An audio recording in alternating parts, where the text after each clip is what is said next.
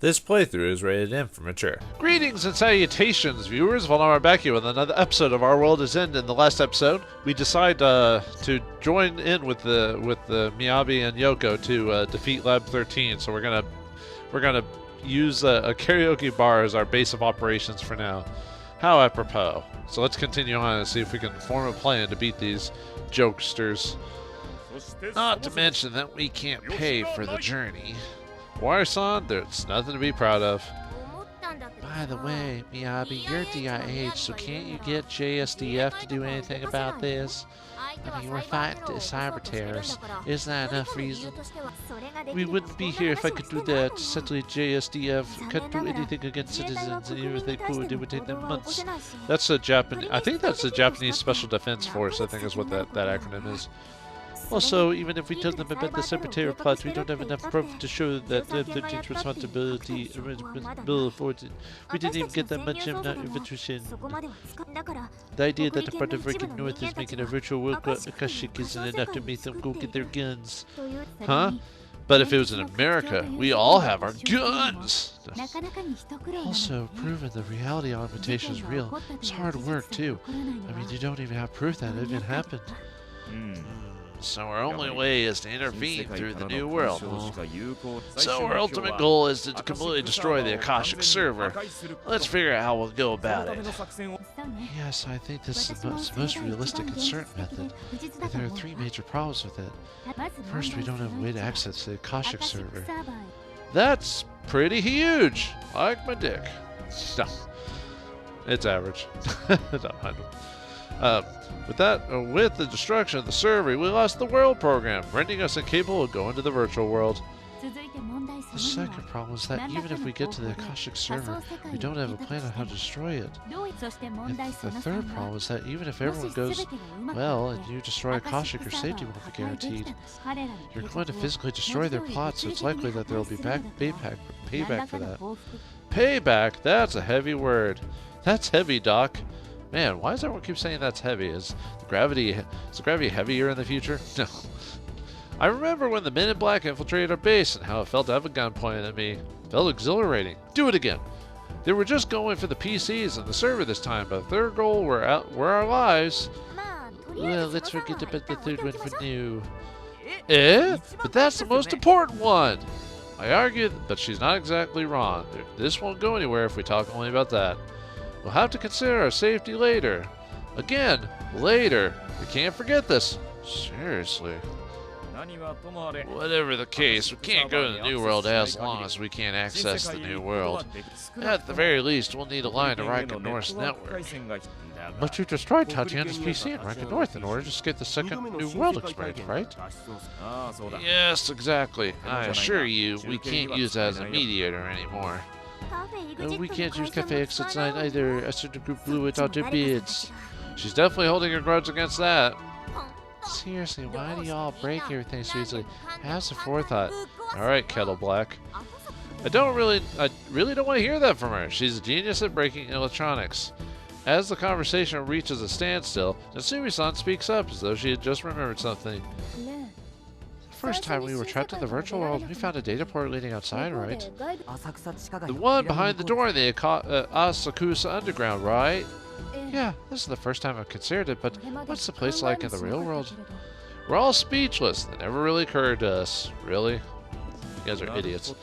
Well, that's definitely worth checking out. W.O.R.L.D opens his laptop, and I guess this is a local network. It soon displays Asakusa's wiring infrastructure and building blueprints and the like. Hold on, just what have you accessed? This is the data that you get. Are you doing something shady? I'll leave it to your imagination. He says that and starts looking at the data he got. It's an emergency, so Miyabi-san didn't pry any further. I really hope you never become actual cyber terrorists. She's pretty bewildered. Soon enough, W.O.R.L.D completes looking at the data. I see how it is. Intriguing. Did you find out something? Yeah, apparently that unused area in Asakusa's underground is an unidentified light wave network terminal. There's various research institutes around Tokyo. They're like Raiken's branches. The private lines leading to them and a bunch of unknown buildings all gather at that terminal. Even the building where Cafe Exit was had a line leading to it. Did you know that, Miyabi-kun? News to me, originally Deguchi was using the place for his Lab 13 infiltration, and I only joined up with him later. Shiro's Deguchi was a Lab 13 agent who infiltrated the DIH. We could have found out about this sooner if he hadn't killed himself. Yeah, coward. Well, I mean, he wasn't depressed either, so yeah, we can call him coward in that case. This line isn't clear separate from the public ones. It's probably an emergency line that there's in case the inner-city communications infrastructure becomes unstable for some reason. Huh? I don't really get it, but what can you even do with that terminal? Looking at the fact that it's not public and that the New World has a terminal object in that place, the wires on size and gives us the conclusion we all wanted to hear. This is definitely a line that connects to the Akashic server.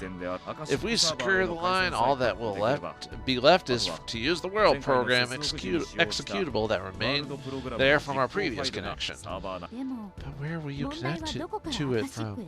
I mean, you won't be going to the Asakusa underground, right?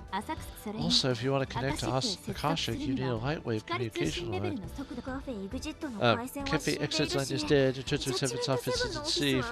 Do we use some net cafe? Awari-san, Miyabi-san, and Iuka-san started to consider the options. The meeting slows down to a halt. As if she was biding her time, Asana-san starts messing with the karaoke tablet.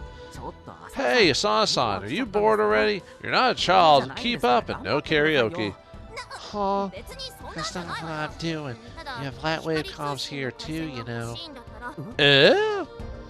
Look. She points to the karaoke device at the edge of the room. On its frames, there are letters saying lightwave karaoke. Right, that's an option too. If we borrow the karaoke line connected to the Akashic through the terminal, we should be able to have a new world experience here.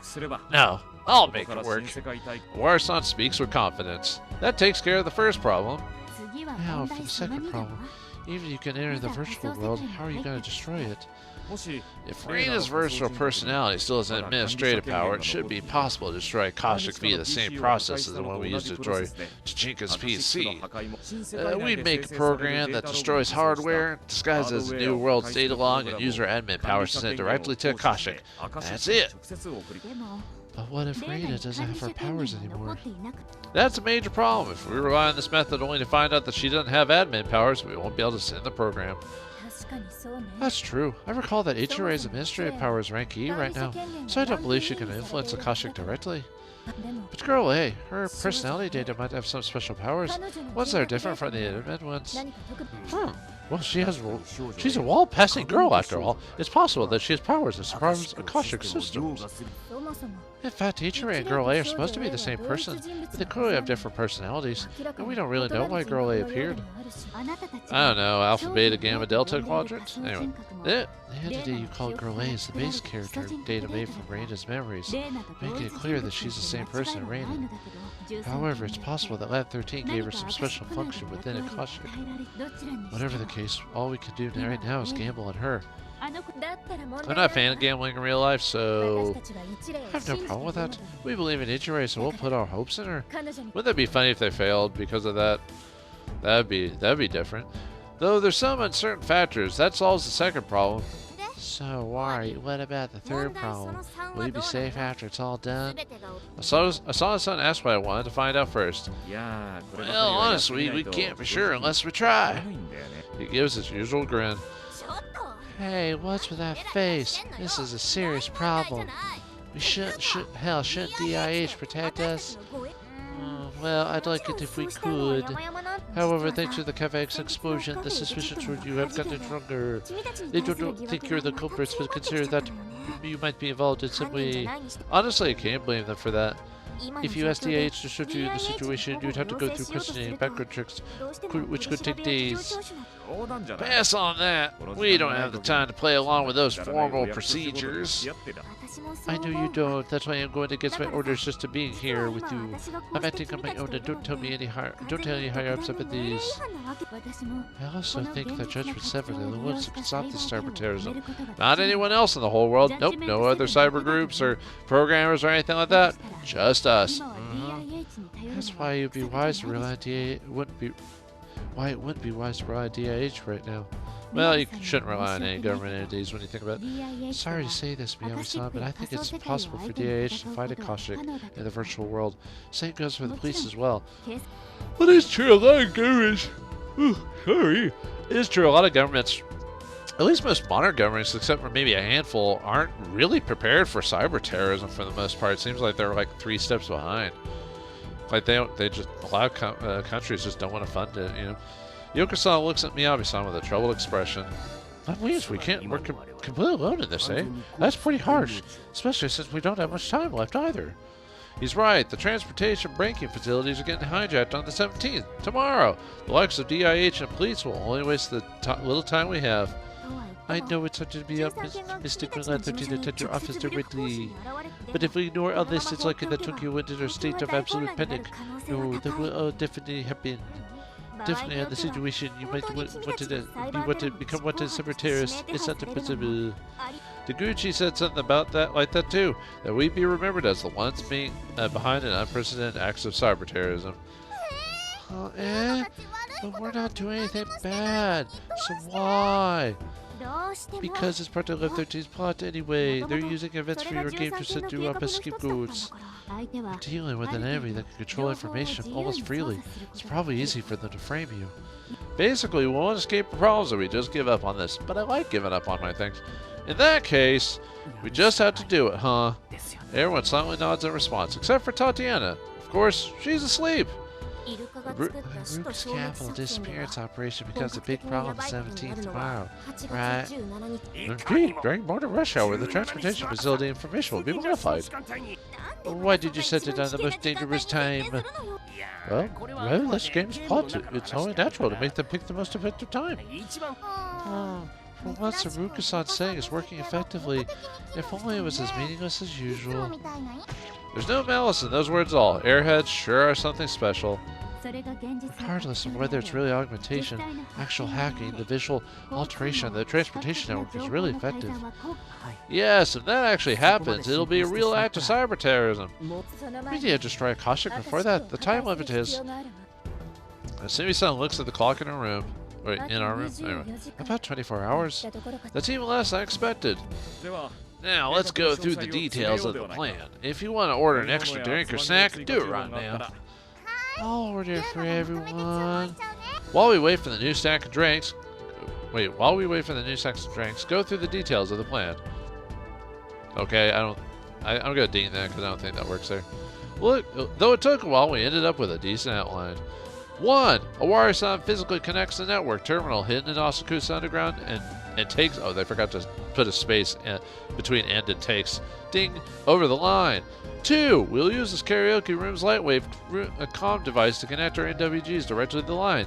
We'll then do the necessary modifications. 3. During the plan, we'll greatly extend our use of time for this karaoke room. It's kind of awkward how the base from which we battle for the sake of Tokyo ended up being a 24/7 karaoke bar. However, I feel like that's just right for J7. And so, do-a-do. Time passed. Karaoke Kaiken. August 16, 2017, Wednesday, 8:13 a.m. Sorry. Breakthrough Nebula. Go ahead. Peerless Bishop Daedalus. Asakusa-san's voice resounds throughout the room. He's not tone deaf, but a scream strengthened by the mic actually hurts my ears. How do you like my 18th? The thing but the Peerless Spaceship Daedalus. Ahead, Daedalus! Asakusa-san strikes a satisfied pose. Next, I'll let you hear the insert song for an ultimate tentacle warrior. Niri, Vengeance linked by the tentacles. Miss Yoko, would you like to sing a duet with me? Asakusa-san bashfully invites Yoko-san to a duet. He could have chosen a better song. I'll pass. I've never heard of that song. Even Yoko-san is disturbed. Asakusa-san, no fair. I want to sing too. It's my turn now. I want to sing the Gacha Gacha Kun March. Tatiana woke up right when we began the karaoke. It's not easy to sleep when Asakusa-san is making his weird noises. Hold on. Why am I not getting my turn? What kind of conspiracy is this? 'Cause you suck. The moment we ended the meeting, we started doing karaoke to lighten the mood. It's really typical Judgment 7, but I can't help but feel that we should be doing something else. After all, despite everything, we're about to fight to save Tokyo. This seems a bit anticlimactic. Awari-san, are you sure we should be doing this? Yeah, what? It's too loud, he doesn't hear me. Are you sure we should be doing this? Yeah, I don't mind. We can't act until noon anyway, and it's too early to get the stuff we need. So I think it's best to just cut loose for now. You won't get a chance to do that when the battle begins. Battle? We're not going to be battling. We're going to be doing stuff, but it's not going to be straight up fight. No, whatever. He's not wrong about that, but I argue that resting would be better than cutting loose. I've known this since their guest house visit, but they really are something. Seriously, honestly, I can't keep up. Whatever. They're not that special in the grand scheme of things in terms of writing and stories. Yoko-san and Miyabi-san just don't know how to react to Judgment 7's karaoke. Alright, let's call out for success by singing Absolute X Justice equals victory! His suggestion makes everyone in Judgment 7 shout joyously. Oh yes, JP! Even Yoko-san joins in. Wait, you're one of them? Apparently the only one who can't keep up are me and Miyabi-san. Reiji, you're singing too? Or, you're singing too. Sorry, that was a period, not a question. Yeah, Reiji, you're part of Judgment 7, don't sit on the sides. I wouldn't sing. Actually, I probably wouldn't even be here if it was me. Asana-san and Natsumi-san forced me to stand up. But I don't know the song! I can't just sing along. I'm about to refuse. I hear the start of the song and it all clicks. This is... Great, you just realized. Yeah, that's the meeting. They're trusted prince. You've heard it lots of times now, so I'm sure you could sing it. The lyrics are on the screen too. Well, I've heard the song a few times, both in real world and out. The melody's in my head, so I'm sure I could sing it if I know the words. Let's go, sing it all with all you've got, everyone. Absolute justice, justice. Yeah!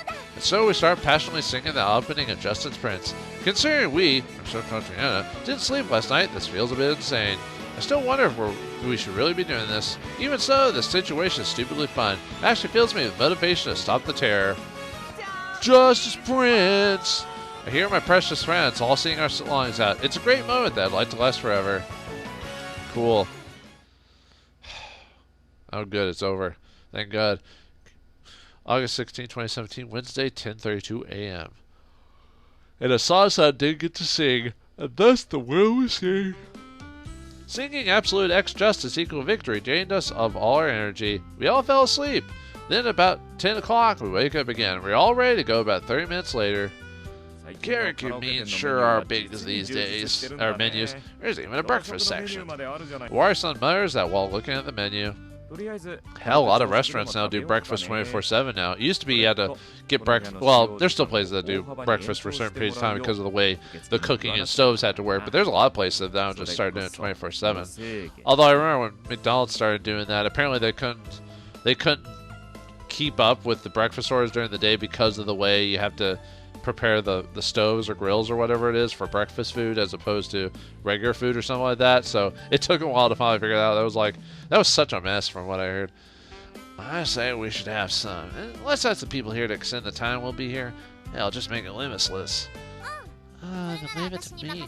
I come here often, so I know the employees. Except she's the one who hasn't paid a couple times. She probably should bring your sis with you. Sansa leaves the party. Good. Can we lock the door? No. Is that... or kind of reminds me of a D&D game. You must gather your party before continuing forward.